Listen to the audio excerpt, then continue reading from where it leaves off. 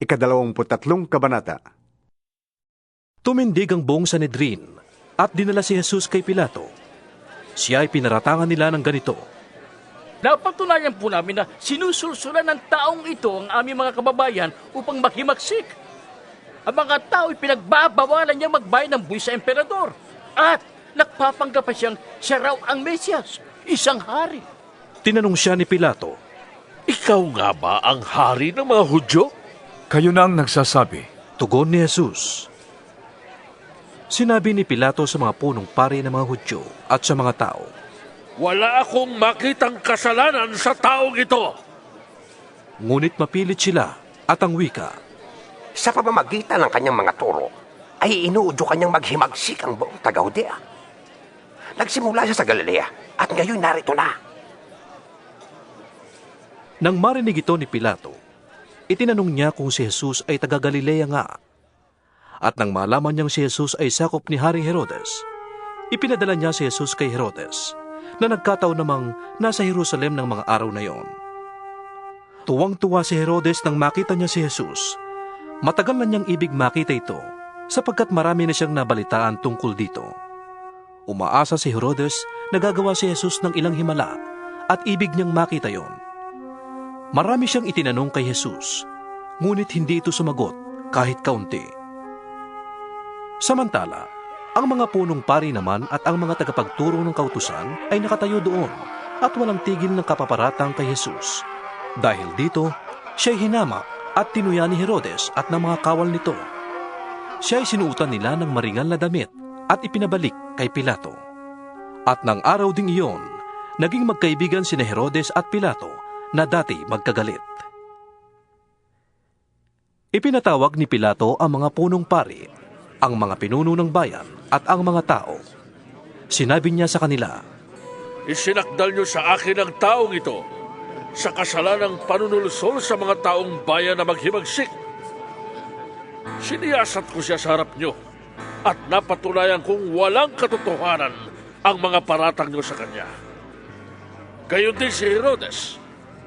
Kaya ipinabalik niya sa atin si Jesus. Hindi siya dapat hatulan ng kamatayan. Wala siyang kasalanan. Ipahahagupit ko na lamang siya at pagkatapos ay aking palalayain.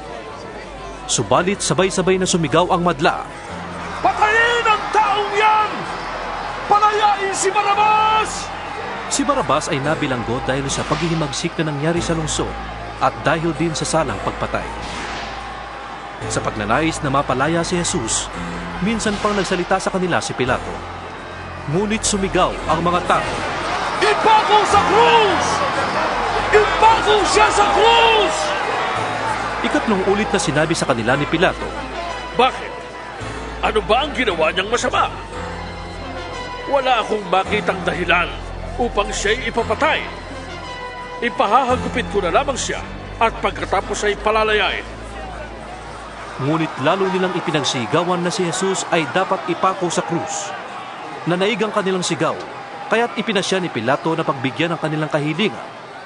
Pinalaya niya ang taong nabilanggo dahil sa paghimagsik at pagpatay.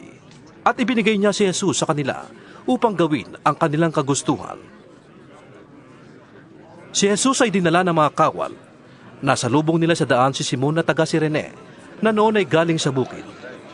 Siya ay pinigil nila at ipinapasan sa kanya ang krus kasunod ni Jesus. Sinusundan si Jesus ng maraming tao, kabilang ang ilang babaeng nananaghoy at tumatangis dahil sa kanya. Nilingon sila ni Jesus at sinabi, Mga kababaihan ng Jerusalem,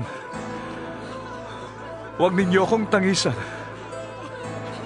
Ang tangisan ninyo ay ang inyong sarili at ang inyong mga anak. Tandaan ninyo, darating ang mga araw na sasabihin nila, mapalad ang mga baog, ang mga sinapupunang hindi nagdalang tao, at ang mga dibdib na hindi nagpasuso. Sa mga araw na iyo'y sasabihin ng mga tao sa mga bundok, kumuho kayo sa amin, at sa mga burol, tabunan ninyo kami, sapagkat kung ganito ang ginagawa sa kahoy na sariwa, ano namang kaya mangyayari kung ito'y tuyo na May 2 pang kriminal na inilabas ang mga kawal upang patayin kasama ni Jesus. Nang dumating sila sa isang bundok na tinatawag na Bungo, ipinako nila sa krus si Jesus. Ipinako rin ang 2 kriminal, isa sa kanyang kanan at isa sa kaliwa. Sinabi ni Jesus, Ama, patawarin mo sila sapagkat hindi nila nalalaman ang kanilang ginagawa. Pinaghati-hatian ng mga kawal ang damit ni Jesus. Sila'y nagpalabunutan upang malaman kung kani-kanino mapupunta ang bawat kasuotan niya. Ang mga tao na may nakatayo roon at nanonood habang si Jesus ay nililibak ng mga pinuno ng bayan. Iniligtas niya ang iba. Iligtas niya ngayon ang kanyang sarili kung siya nga ang Mesyas na hinihirang ng Diyos. Sabi nila. Nilibak din siya ng mga kawal. Nilapitan siya ng isa at inalok ng maasim na alak kasabay ng ganitong panunuya. Kung ikaw nga ang hari ng mga Hudyo, iligtas mo ang iyong sarili. Isinulat nila sa kanyang ulunan, ito ang hari ng mga Hudyo.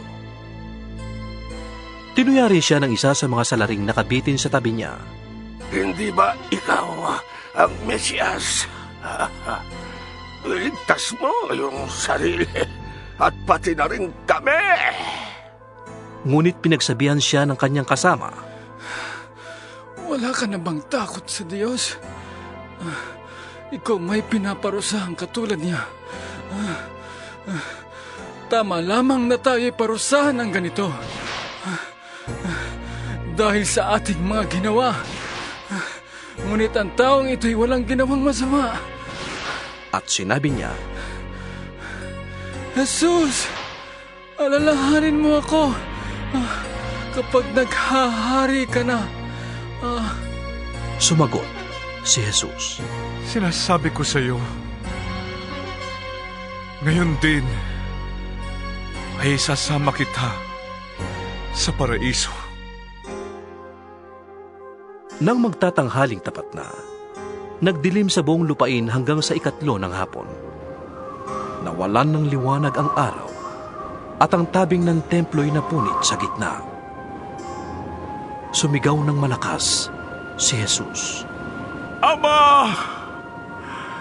Sa mga kamay mo'y ipinagkakatiwala ko ang aking espiritu. At pagkasabi nito, nalagot ang kanyang hininga. Nang makita ng kapitan ang nangyari, siya'y nagpuri sa Diyos at sinabi niya, Tunay ngang matuwid ang taong ito. maraming tao ang nagkakatipon doon at nanonood. Nang makita nila ang mga nangyari, umuwi silang lungkot na lungkot. Nakatayo naman sa di kalayuan ang mga kasamahan ni Jesus, pati ang mga babaeng sumama sa kanya mula sa Galilea. Nakita rin nila ang mga pangyayaring ito. May isang lalaki roon na ang pangalay Jose. Siya'y taga-Arimatea, isang bayan sa Judea.